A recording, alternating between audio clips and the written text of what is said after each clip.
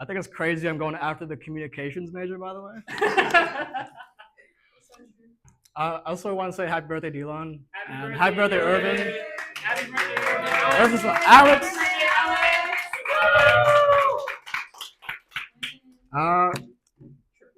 So my presentation will be about George and his aquarium. And you might be wondering why there's a fucking eagle on the screen. Give me 1 second. Oh shit. It's George. So why the eagle, right? Well, if you take a look at George's color scheme, he's literally red, white, and blue. He's a true patriot. So his entire presentation is themed around America. All right. All right, there's George, a little close up. All right. You guys like that? All right. So I got George from a local fish store. He was in very rough shape, and I thought I could make his life better. So his fin's a little more raggedy, but he looks a lot better now, like in his current state. George is obviously a male. His name is George. That's why. George Washington, by the way. So there's 3 signs that you can tell a betta fish is a male. So, big arrow to make sure you know who George is. So the circle is it's highlighting his beard or his gills. They flare up a lot in males. In females, it's just not there. Because if you couldn't see it. And this is pointing at the ventral fins, or anal, I forgot which one, but males typically have much longer fins than females. Females have a lot shorter. They can be longer, but males usually have longer fins.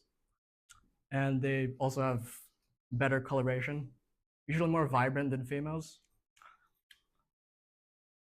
And it's a little hard to see, but he has his anal fins, I forgot which one, but those are also a lot longer, or they're non-existent in females as well. But George has them. If you couldn't see it. If you couldn't see it the second time.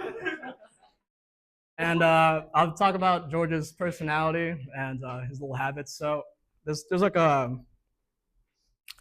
that plant over there is called Anubias nana golden, and he's a little shy sometimes. He's a guy and he gets pumped up, but sometimes he needs to take a break. Doesn't want to see me anymore or something, so he'll hide behind those plants. And here's a little picture. Can you see him? I don't think so here. So if you can see him now, he's right there. He's peeking out, but he'll hide there like sometimes when he's feeling a little overwhelmed. But all right.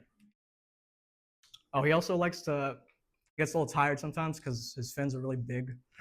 So he'll just stop swimming and take a break. He likes to rest on those leaves sometimes. All right, now I'm going to talk about his best friends in the aquarium. Betta fish are usually solitary. They're independent. They don't need any tank mates. But I like to put them in there anyway. I have a cleanup crew for him. He just poop pretty much, and the dead plants. So snails. So snails, they like to go through George's poop and eat the dead plants. And one of the snails is a mystery snail. Mystery snails they're pretty big. It's that orange blob right there. It's not a very good picture, but here's a video. He's munching on like a dead piece of stem plant. But mystery snails, they're also pretty curious too. They like to do something called parasnailing. So they'll float up using this bladder or air bladder inside them, and then they'll float up to the top. and then they'll drop down by releasing that air. Oh, also, there's a second snail in that photo. It's that little white or brown speck on the mystery snail. It's a snail riding a snail. You couldn't see it. Oh, also, it's a little hard to see, so enhance. Oh, it's so cute. It's called a bladder snail. These little guys, they're eight. I think they don't need a partner to mate, so they kind of just blasting babies left and right. So these guys have the same role. They just eat poop and dead plants usually. And I have another snail that lives in the tank. I never see him though. The Malaysian trumpet snail. They usually dig around in the substrate. They're practically only eating poop. They're like poop specialists. So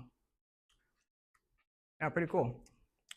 Fun facts: George killed mostly all of these snails except the Malaysian trumpet snails.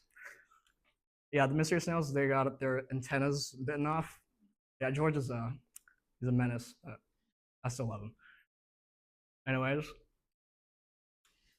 I also had shrimps. So there's these little guys. Shrimps also share the same role as snails.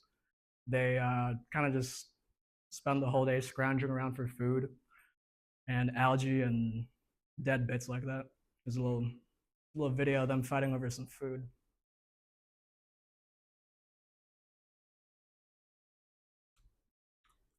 Yeah, that's some decaying plant matter that they're just kind of nibbling on. All right, and now I'm going to talk about the actual aquarium itself and how to set one up properly. And this is how it first looked like. This is when I first set it up. So, when you first set up an aquarium, you want to put like maybe 2-3 inches of substrate. In my case, I used aqua soil. It's kind of just ready to go, and it can grow plants right off the bat. Otherwise, you could do like just straight soil and cap it off with some sand, but aqua soil is a lot easier. And I use carpeting plants just to cover the aqua soil up. This is called dwarf hairgrass.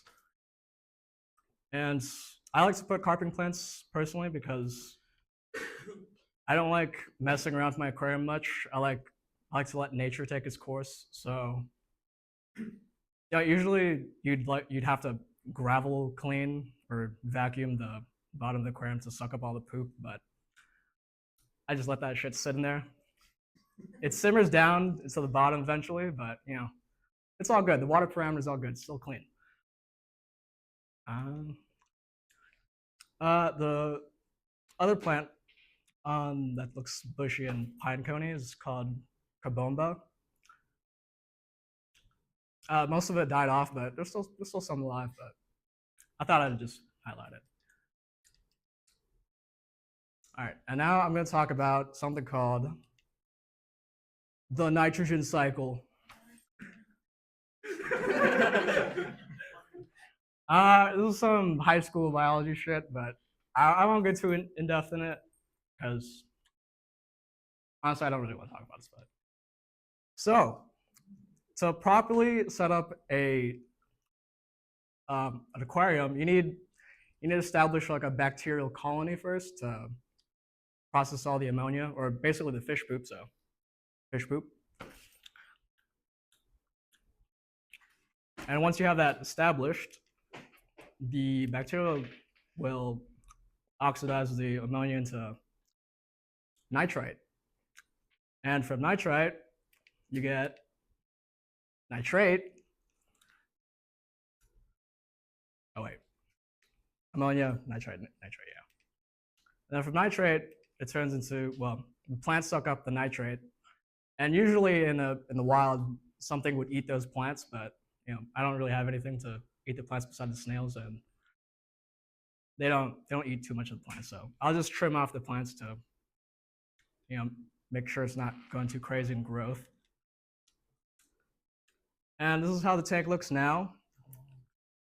Yeah, I know it's pretty bushy, right? But the top part is called Java Moss. I only put like a little bits and chunks in there, but it really took off, and now it's kind of taking over the tank. The grass is very grown in now. But yeah, that was George. And I'll just end off the presentation with me feeding George.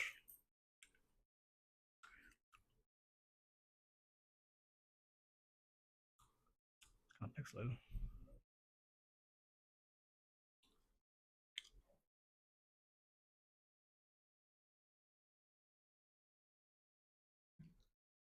Every time I tap on the tank, he'll come up to me.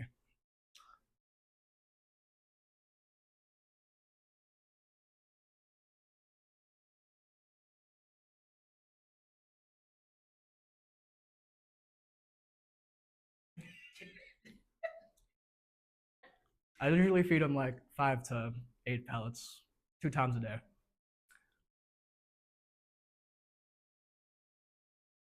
Kind of fat, huh? I'm not gonna lie, I purposely kept him that way because I like how he looks that way. He's a big fish. He's a chonker.